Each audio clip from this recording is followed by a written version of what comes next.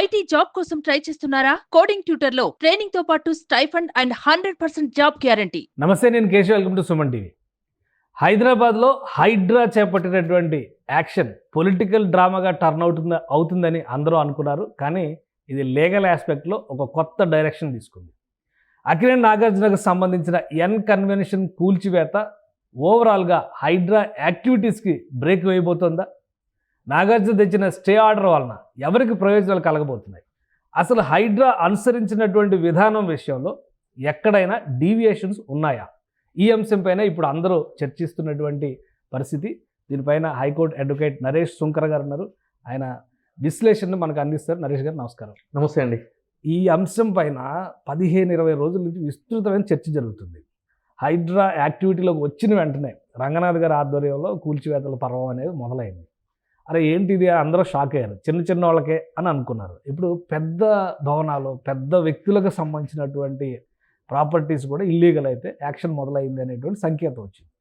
సడన్గా court stay అనేటువంటి పదం వినిపించింది. అసలు ఏంటి ఈ స్టే? దేని మీద స్టే? హైడ్రా యాక్టివిటీస్ మీద కేవలం ఎన్ కన్వెన్షన్కి మాత్రమే సంబంధించినటువంటి స్టేనా? హైడ్రా మొదటగా మనం మాట్లాడుకోవాల్సింది అంటే, ఎవరైతే గనక అక్రమంగాలు చేసి అన్యాయంగా ఎఫ్టీఎల్ ల్యాండ్స్లోటి బఫర్ జోన్లోని చెరువుల్ని, కుంటల్ని, శిఖరం భూముల్ని ఆక్రమించి కట్టుకున్నారో వాళ్ళ గుండెల్లో మాత్రం రైళ్లు పరిగెడుతున్నాయని చెప్పడానికి ఇది ప్రత్యక్షమైన నిదర్శనం అండి. అయితే దీనికి సంబంధించి ఇంకొక విశిష్టత ఏంటి అని అంటే కనుక, జియో ఎంఎస్ నెంబర్ 99 డేటెడ్ 19/7/2024 ఒక జియో తీసుకుని వచ్చి ఒక 1 month క్రాస్ అయింది జస్ట్ జియో వచ్చి. ఓకే, హైడ్రా పని విధానం ఏ విధంగా ఉంటుంది, హైడ్రా ఏం చేయాలి, హైడ్రాకి నిధులు ఏ విధంగా సమకూర్చాలి, దాంట్లో పనిచేసే వ్యక్తుల యొక్క హోదా ఏ విధంగా ఉంటుంది అని చెప్పి ఆ జియో క్లియర్గా పొందుపరచడం జరిగింది. అయితే ఈ జియోకి అలంకరణగా ఎప్పుడైతే కనుక రంగనాథ్ గారిని దీనికి కమిషనర్ కింద నియమించారో అప్పుడు ప్రజల్లో ఈ యొక్క హైడ్రా అనేది తన సత్తా చూపించబోతుంది అని చెప్పి ఆశలు చిగురించినాయండి. అయితే ఈ హైడ్రా కంటే ముందుగా రంగనాథ్ గారి గురించి ఒక మాటలో చెప్పాలి అని అంటే కనుక, దీనికంటే ముందు ఆయన సాహితీ Infratech ventures India private limited అని ఒక 2000 మంది బాధితులతోటి ఒక 2500 కోట్ల స్కామ్ అనేది చేయడం జరిగిందండి. ఎగ్జాక్ట్లీ అండి. దానికి సంబంధించి కిందటి ప్రభుత్వంలో ఉన్న ఎంతోమంది నాయకులు, ఎమ్మెల్యేలు దాంట్లో ఉండటం జరిగింది.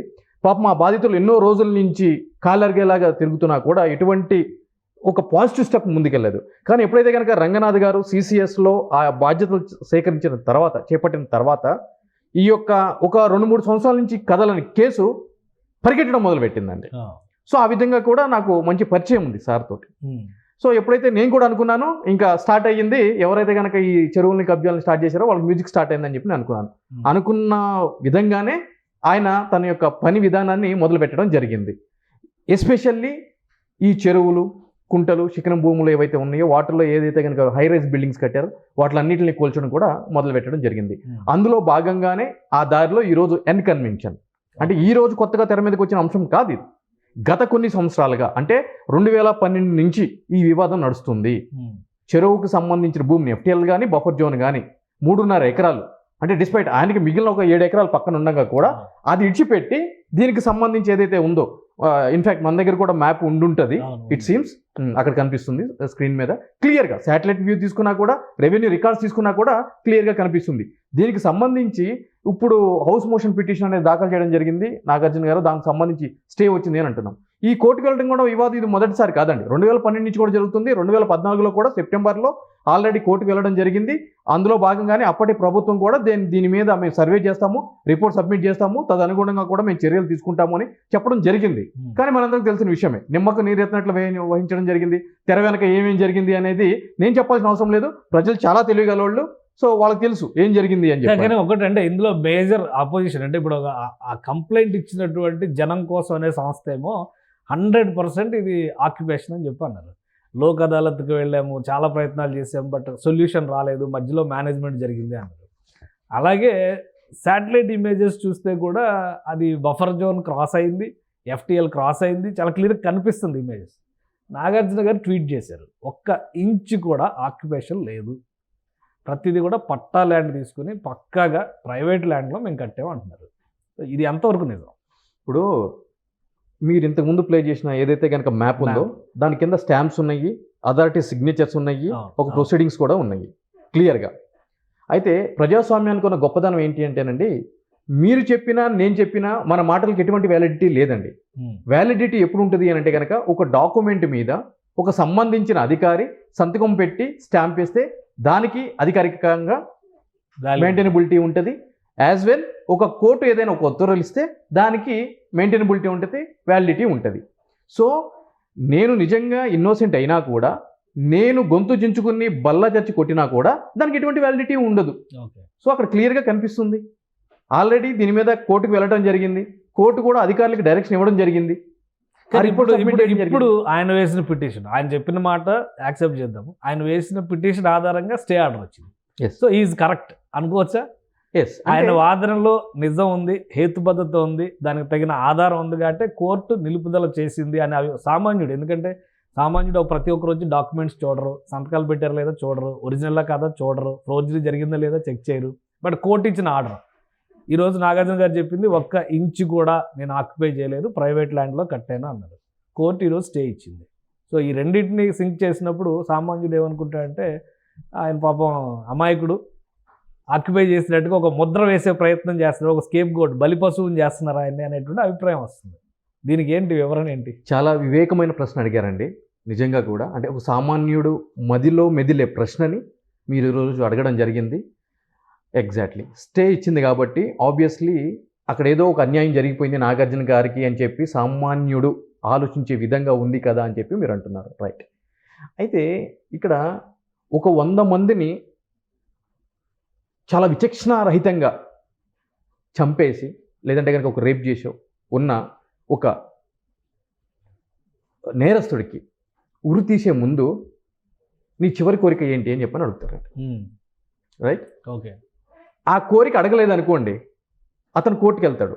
నా చివరి కోరిక ఏంటి అని అడగలేదు కాబట్టి ఈ శిక్షని ఈ రోజుకి ఆపండి అని చెప్పి ఆబ్వియస్లీ కోర్టు ఆపుతుంది. దాని అర్థం ఆ నేరస్తుడు ఆ 100 మర్డర్లు చేయలేదు, 100 మంది చంపలేదని అర్థమా? సో లా అనేది చాలా టెక్నికల్ ఆస్పెక్ట్ అండి, చాలా టెక్నికల్ ఆస్పెక్ట్ ఇక్కడ మనం చూడాల్సింది. సో ఇక్కడ నాగార్జున గారు కోర్టుకు వెళ్ళిన పర్పస్ ఏంటి అని అంటే కనుక ఆడి ఆల్ట్రా ప్యాట్రమ్ అని అంటామండి. అంటే లాటిన్ లాంగ్వేజ్, అంటే ఇంగ్లీష్లో చెప్పాలంటే కనుక violation of principle of natural justice అని అంటాం. అంటే ఒక కూల్చివేత జరుగుతున్నప్పుడు ఏం చేస్తారు అని అంటే కనుక చట్టం ఏం చెప్తుంది అని అంటే కనుక ఆ కూల్చివేత ఎందుకు చేయబడుతుందో ఒక నోటీసు రూపంలో ఆ సంబంధించిన బాధితుడు అని పిలువబడే వ్యక్తికి లేదంటే కనుక ఆ ఓనర్కి ఇవ్వాలి అని చెప్పి చట్టం చెప్తుంది. ఓకే. ప్రతివాది ఎవరైతే వాళ్ళు XYZ ఎవరైతే అది ఇప్పుడు ఇప్పుడు నేను కనిపించింది కాబట్టి నాగార్జున గారు, రేపు పొద్దున నా ఇల్లు అనుకోండి నేను, మీ ఇల్లు అయితే మీరు, ఒక నోటీసు ఇవ్వాలి అని చెప్పి చెప్తుంది. రైట్. సో నాగార్జున గారు వెళ్ళిన దేనికి వెళ్ళారంటే కోర్టుకి, ఆ యొక్క అవకాశం కూడా నాకు ఇవ్వకుండా ఓకే కూల్చివేతలు చేశారు, కూల్చివేతలు స్టార్ట్ చేశారు, కూల్చివేశారు అని చెప్పి వెళ్ళటం జరిగింది. అందుకు సంబంధించి ఆ డ్యూ ప్రాసెస్ అంటే ఒక చట్టబద్ధంగా జరగాల్సిన ప్రక్రియ జరగలేదు అని చెప్పి చెప్తున్నారు కాబట్టి దీనికి సంబంధించి పూర్తి వివరాలు ఆ క్లారిఫికేషన్ కోసము ఇంటీరియం స్టే అంటే మధ్యంతరం అంటామండి. ఇంటీరియం అంటే అబ్సల్యూట్ కాదు, అది ఇంటీరియం మధ్యంతరం అని చెప్పి, అది కూడా హౌస్ మోషన్. అంటే మార్నింగ్ స్టార్ట్ అయినాయి కూల్చివేతలు, ఇప్పుడు 2:30కి కోర్టు ఆర్డర్ పాస్ చేసినట్టు పరిస్థితి ఉంది. సో ఈ టైంలో ఒక డ్రాప్ చేయడము, జడ్జి గారి దగ్గరికి వెళ్ళడము, అసలు ఏం జరిగిందని కనుక్కోవడము, అథారిటీస్ దగ్గర నుంచి రిపోర్ట్ రావడము, అది జరుగుతుందండి? జరగదు. సో కాబట్టి ఒక టైం ప్రాసెస్ కాబట్టి ఆ టైం వరకు స్టే అనేది ఒక ఇంటీరియం స్టే అనేది, సో అది ఒక తాత్కాలిక ఉపశమనంగానే చూడాలి. ఒక ఉపశమనం ఉందండి, మొత్తం కూల్చేసిన ప్రక్రియ పూర్తయింది కానీ న్యాయపరంగా ఒక రిలీఫ్ అంతే, అంటే రిలీఫ్ లాగా భావించాలి కానీ అది కాదు. కానీ ఇంకొకటి ఏంటంటే ఇందులో నెక్స్ట్ నా డౌట్ ఏంటంటే, ఇప్పుడు ఆయన ఒక ఆర్డర్ తీసుకొచ్చారు, ఇది ఒక రూట్ మ్యాప్, నెక్స్ట్ మళ్ళీ కొలాప్స్ చేయడానికి కానీ లేదా వైలేషన్స్ విషయంలో సీరియస్ యాక్షన్ తీసుకోవాలంటే మళ్ళీ హైడ్రాకి ఇది ఒక బ్రేక్ వేసేటువంటి అవకాశం కాదా? రేపు మళ్ళీ మీదో నాదో కోల్చడానికి వస్తే ఈ ఆర్డర్ కాపీ పట్టుకొని వెళ్తే మళ్ళీ స్టే చేసేటువంటి పరిస్థితి ఉండదా? అబ్సల్యూట్లీ అండి, ఎందుకంటే ఇది ఒక రిఫరెన్స్ కింద వాడుకోవడానికి ముమ్మాటికి కూడా ఈ ఉత్తర్వులు అనేవి ఉపయోగపడతాయి. అయితే ఇక్కడ ఏం జరుగుతుంది అని అంటే కనుక ఈ జన్వాడకు సంబంధించిన ఏదైతే కనుక ఒక ఫామ్ హౌస్ ఉందో ఆ ఫామ్ హౌస్కి సంబంధించి కూడా 2 రోజుల క్రితము ఆ ఫామ్ హౌస్ ఓనర్ కూడా కోర్టుకు వెళ్ళడం జరిగింది. అది వేరే బెంచ్కి రావడం జరిగింది. ఇప్పుడు మన స్క్రీన్ మీద ఏదైతే కనుక డిస్ప్లే చేస్తున్నారో అది ఆర్డర్ కాపీనే. ఆర్డర్ కాపీలో మీకు అక్కడ పాయింట్స్ అన్ని మెన్షన్ చేసి ఉన్నాయి. దాంట్లో క్లియర్గా ఆ జడ్జి వారు మెన్షన్ చేసింది ఏంటి అంటే కనుక 60 గజాలోళ్ళు 100 గజాలోళ్ళకి ఒక న్యాయము, ఎకరం పైబడినోడికి ఒక న్యాయం మాత్రం మీరు చూపించొద్దు. అంటే వివక్ష అనేది లేకుండా, వివక్ష అనేది లేకుండా మీ పని మీరు చెయ్యండి అని చెప్పి క్లియర్గా హైడ్రాకి డైరెక్షన్ ఇవ్వడం జరిగింది. ఏదైతే కనుక GOMS నెంబర్ 99 ప్రకారం మీరు ముందుకు వెళ్తున్నారో ఆ వెళ్ళే క్రమంలో ఎటువంటి వివక్ష చూపించొద్దు, చిన్నోడిగా న్యాయం పెద్దోడిగా న్యాయం చూపించొద్దు అని చెప్పి చెప్పడం జరిగింది. అయితే ఇప్పుడు ఏదైతే కనుక ఈరోజు వచ్చిన స్టే ఆర్డర్ ఏదైతే ఉందో అంటే ఇది వేరే జడ్జి వారు ఇచ్చిన ఆర్డర్. సో దీనికి సంబంధించి వేరే వాళ్ళకి రిలీఫ్ వస్తుంది. కానీ ఇక్కడ ఏం జరుగుతుంది అని అంటే కనుక ఎంతసేపటికి కూడా ఒక స్థాయి ఉన్న వ్యక్తులకు మాత్రమే న్యాయం అనేది కూడా పరిమితం అయిపోతుందండి. సామాన్యుడికి అది వాళ్ళు ఇన్స్టెంట్ గా ఖర్చు పెట్టగలరు, ఇన్స్టెంట్ గా ఏ స్థాయిలో ఇన్ఫ్లుయెన్స్ చేయగలరు. దేర్ కెన్ బి 2 కాన్స్టిట్యూషన్స్, అంటే 2 రాజ్యాంగాలు ఉన్నాయేమో భారతదేశంలో అనే ఒక ఆలోచన సామాన్యుడికి కలుగుతుందండి. ఎందుకంటే ఇప్పుడు లంచ్ మోషన్ అని అన్నారు. ఇన్ జనరల్గా రోజువారీ క్రమంలో కోర్టులో వేసిన కేసులే రాకోకుండా రోజుల తరబడి సంవత్సరాల తరబడి తిరుగుతున్న నేటి ఈ తరంలో ఉన్న ప్రజలకి అదేంటి నాగార్జున గారు ఈ రోజేమో శనివారం రోజు, ఈరోజు శనివారము వరుసనే 3 రోజులు సెలవులు ఉన్నాయి, కోర్టుకి హాలిడే ఉంది, హౌస్ మోషన్ అంటే కూడా ఏంటో తెలియదు బాబు ప్రజలకి. అంటే ఏం లేదు, జడ్జి గారు ఇంట్లో ఉండి కేసుని వాదోపవాదాలు వింటారు, విచారణ జరుపుతారు. సో అటువంటిది ఆర్డర్లు కూడా వచ్చినాయి. అంటే ఇలా కూడా జరుగుతుందా, అంటే డబ్బున్న వాళ్ళకి ఒక న్యాయం ఉంది, డబ్బు లేని వాళ్ళకి ఒక న్యాయం ఉందా అని చెప్పి కూడా ప్రజలు ఆలోచనలో పడతారండి. ఆల్రెడీ ఆలోచన కదా, నమ్ముతున్నారు. సో ఇటువంటి ఆర్డర్లు సామాన్యుడికి ఎప్పుడు ఉపయోగపడవండి. అవును. అయితే ఇంకొక డౌట్ ఏంటంటే ఇప్పుడు హైడ్రాకి ఇచ్చినటువంటి ప్రిన్సిపల్స్ కానీ గైడ్ లైన్స్ కానీ 99 GO ఏదైతే ఉందో దానిపైన కూడా డిఫరెంట్ ఒపీనియన్ వస్తుంది. రేపు ఈ స్టే ఆర్డర్ని క్వశ్చన్ చేయడానికి ఫర్దర్ లెవెల్కి వెళ్ళటానికి, అంటే ఇప్పుడు బహుశా సింగిల్ జడ్జి ఇచ్చారు, డివిజన్ బెంచ్కి వెళ్తానికి కానీ ఫుల్ బెంచ్కి వెళ్తానికి కానీ హైడ్రాని లిమిట్ చేసేటువంటి అవకాశం ఉంటాయి. హైడ్రా పనితీరుని నియంత్రించే అవకాశం ఈ ఆర్డర్ ద్వారా కలిగితే పైకి వెళ్ళడానికి అవకాశాలు ఎంతవరకు ఉన్నాయి? అబ్సల్యూట్లీ ఉన్నాయండి. ఇప్పుడు ఇక్కడ ఏం జరుగుతుంది అని అంటే కనుక మొన్న ఒక కేసు పడటం జరిగింది, అది వేరే జడ్జి వారి దగ్గరికి వెళ్ళటం జరిగింది. ఈ రోజు ఇంకొకటి పడటం జరిగింది, ఇది వేరే జడ్జి గారి దగ్గరికి వెళ్ళటం జరిగింది. సో ఈ విధంగా ఇండివిజువల్గా చేసినప్పుడు ఇప్పుడు ఒక సమూహం అంటే బలమైన వేళ్ళు వేసుకుపోయి సమాజంలో పెద్ద వ్యక్తుల కింద చలామణి అయ్యే వ్యక్తులు ఏదైతే ఆక్రమణలు చేసి అన్యాయాలు చేసేటోళ్ళు ఉన్నారో, ఆబ్వియస్లీ ఇంతకుముందు మనం మాట్లాడుకున్నప్పుడు వాళ్ళకున్న డబ్బు బలంతో కానీ రాజకీయ బలంతో కానీ ఇతర పలుకుబడి బలంతో కానీ కలిసి ఈ GOMS నెంబర్ 99ని ఛాలెంజ్ చేసే అవకాశాలు పుష్కలంగా ఉన్నాయండి. ఇంకొక 2 డౌట్స్ ఉన్నాయి, ఎందుకంటే నెక్స్ట్ లిస్ట్ కొన్ని వస్తున్నాయి, మీడియాలో సర్క్యులేట్ అవుతున్నాయి. ఇప్పుడు ఆల్రెడీ మీరు జనవాడ ఫామ్ హౌస్ గురించి ప్రస్తావించి అసలు ఇష్యూ మొదలైంది అక్కడ. ఇప్పుడు కొన్ని యూనివర్సిటీల పేర్లు వస్తున్నాయి, వీళ్ళు బఫర్ జోన్లో కట్టారని వాటి ఫోటోలు వస్తున్నాయి, వాటికి సంబంధించిన రిపోర్ట్స్ బయటకు వస్తున్నాయి.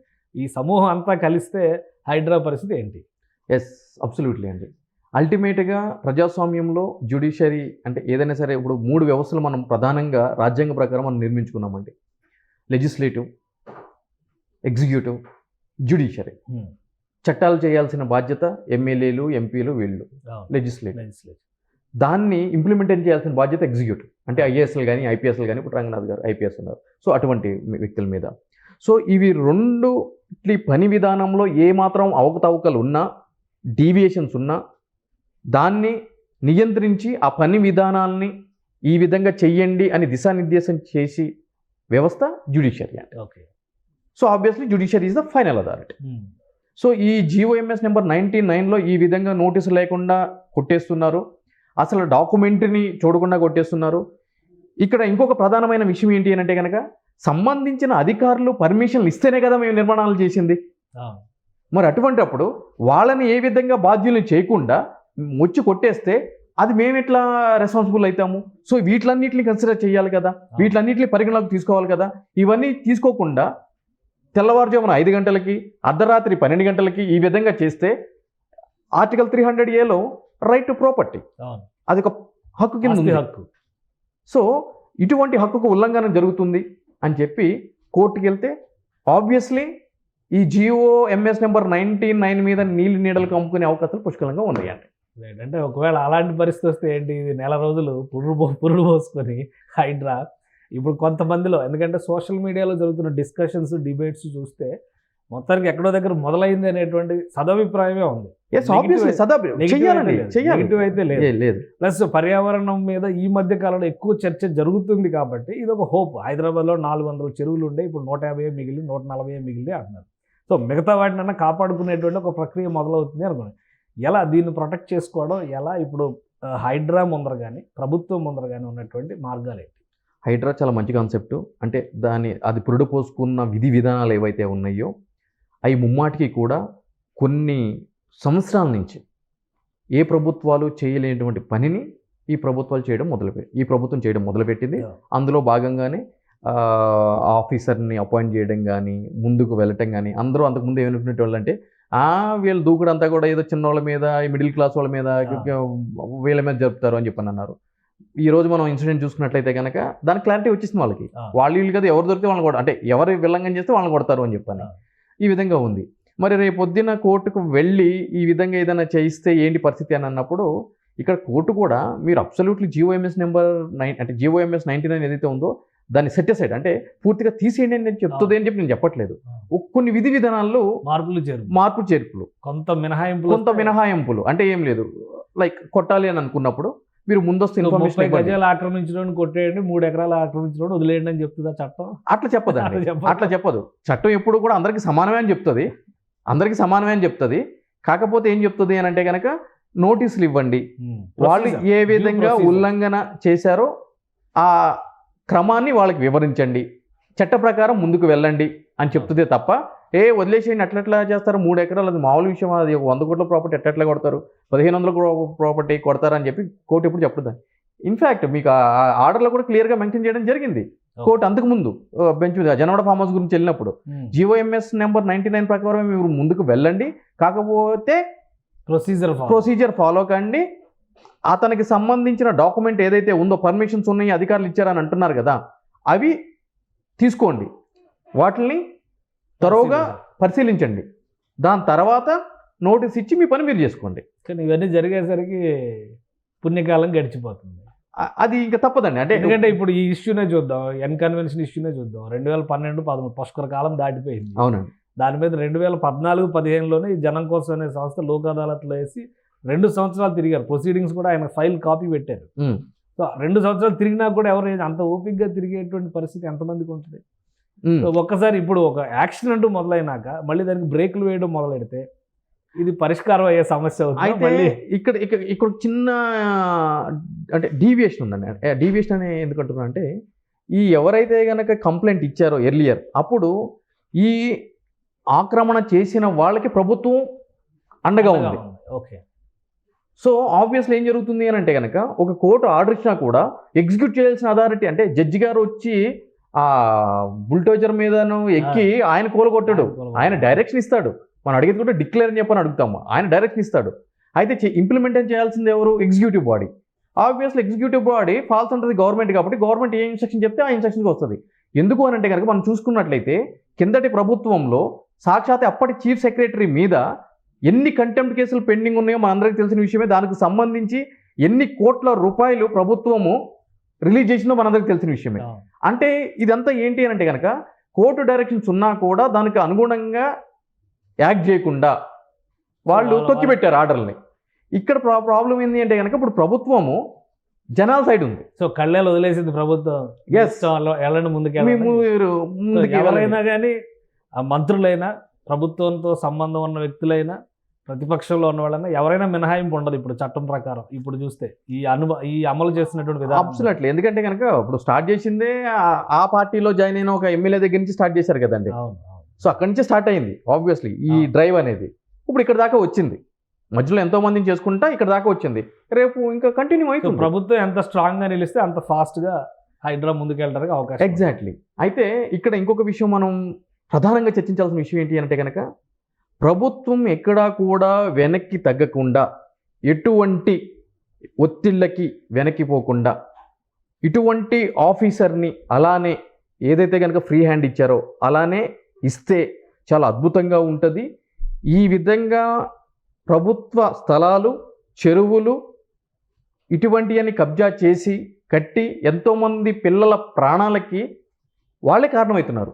ఈరోజు చెరువును కబ్జా చేస్తే ఏం జరుగుతుందండి? వర్షం వచ్చింది, వరద వస్తుంది, చెరువు ఎక్స్పాన్షన్ ఉన్నప్పుడు ఫ్లో బాగుంటుంది, లేనప్పుడు ఏం జరుగుతుంది అని అంటే కనుక అది రోడ్ల మీదకి వస్తుంది, డ్రైనేజీలు పొంగిపొలుతున్నాయి, దాంట్లో చిన్నారులు కొట్టుకుపోతున్నారు, చనిపోతున్నారు. ఎన్నో సంఘటనలు జరిగినాయి హైదరాబాద్లో.